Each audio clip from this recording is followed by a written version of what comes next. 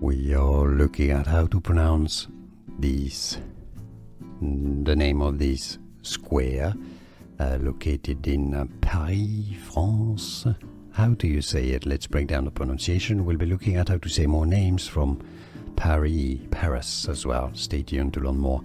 Place des Vosges is how it's said in French. Place, being French for square.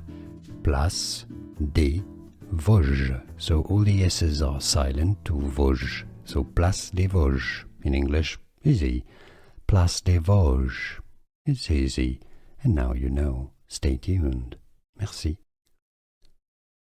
We are looking at how to pronounce these, the name of this square located in Paris, France. How do you say it? Let's break down the pronunciation. We'll be looking at how to say more names from Paris as well. Stay tuned to learn more. Place des Vosges is how it's said in French. Place, being French for square. Place des Vosges. So all the S's are silent to Vosges. So Place des Vosges. In English, easy. Place des Vosges. It's easy. And now you know. Stay tuned.